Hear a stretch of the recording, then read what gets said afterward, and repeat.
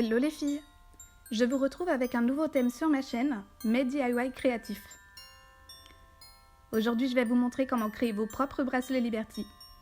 Ce qui pourrait vous être utile, puisque comme vous le savez, le Père Noël, de par son vieil âge, risque de rester confiné, alors il va falloir trouver un plan B pour vos cadeaux.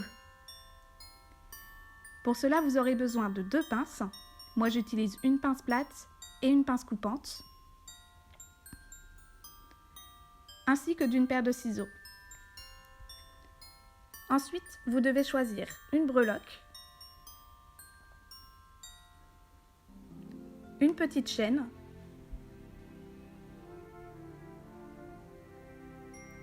deux embouts griffes pour ruban, en général de 1 cm, mais il y a d'autres tailles.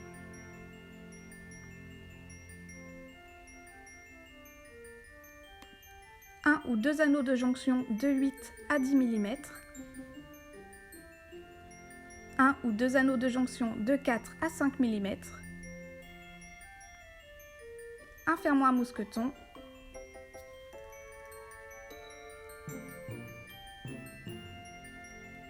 et du ruban type biais. Il en existe différents types en termes de matière et de motifs. Par exemple, celui-ci est en coton.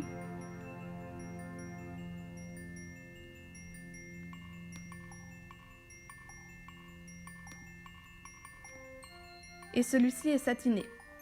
Pour savoir où trouver vos fournitures, n'oubliez pas de regarder en barre d'infos, je vous indiquerai tout. Sans oublier un fer à repasser ou à lisser, j'ai bien failli oublier. Commencez par prendre vos mesures. Le plus simple est de le passer à votre poignet et de couper 5 mm à 1 cm de moins, car il faut savoir que la partie fermoir va rajouter de la longueur et que le tissu se détend. Deuxième étape, pliez votre biais en deux et passez-le au fer.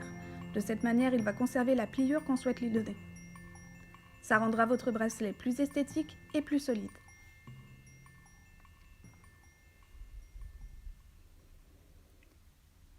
Petite parenthèse, je voudrais m'excuser pour la mise au point parfois floue dans la vidéo. Je n'avais pas de retour lorsque j'ai tourné et je n'ai vu que trop tard qu'elle ne se faisait pas de près. Donc 1000 pardons pour ça, ainsi que pour bébé chat qui se tape l'incruste tout au long de la vidéo.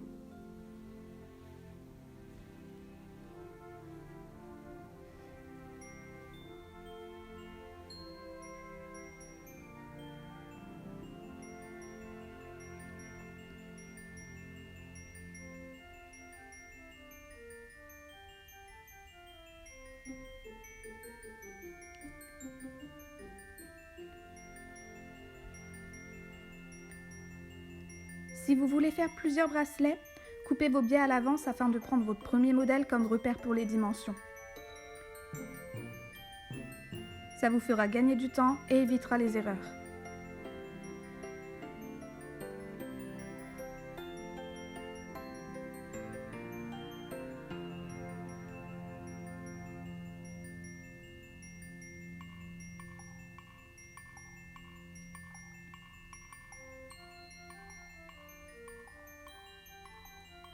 Renouvelez l'opération, pliez et repassez.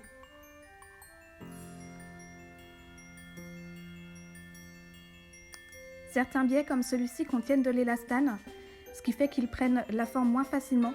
Dans ce cas, n'hésitez pas à passer 2 coups de fer ou à rester plus longtemps.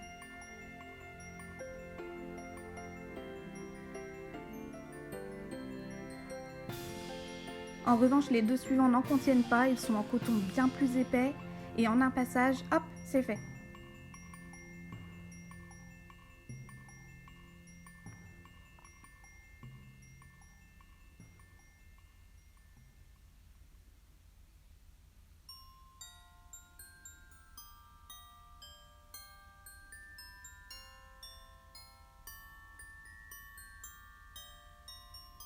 Pour mon bracelet, j'ai choisi de vous montrer avec le biais satiné.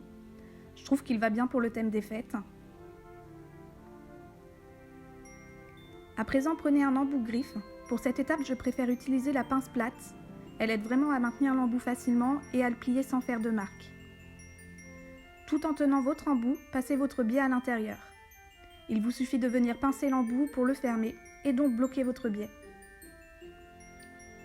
Toutefois, si votre biais dépasse un peu sur les côtés, rentrez-le à l'aide de la pointe de vos ciseaux ou d'une aiguille.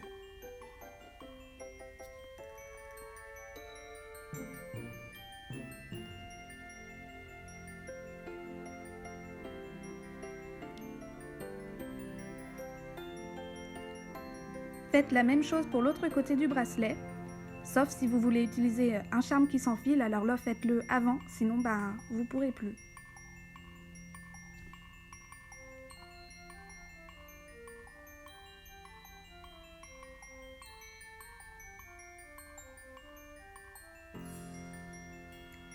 Maintenant que vous avez votre base, prenez l'anneau de 8 mm, ouvrez-le, puis enfilez la breloque, sans refermer puisqu'on va passer le biais à l'intérieur.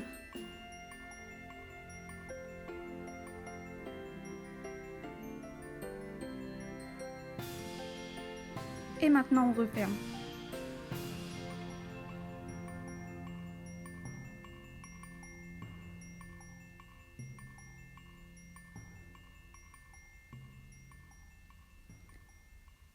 Passons à présent au système de fermeture. Prenez un anneau de 5 mm et ouvrez-le.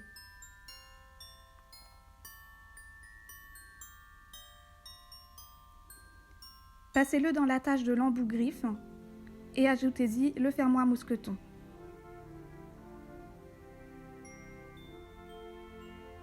Et refermez.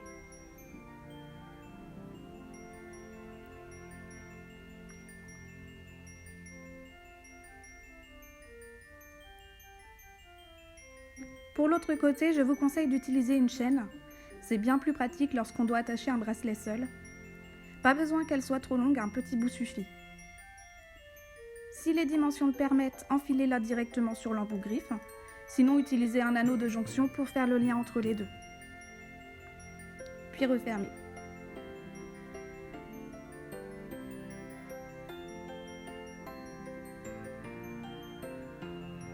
Et voilà, votre bracelet est terminé. Il ne vous reste qu'à l'attacher ou à l'emballer pour le déposer au pied du sapin.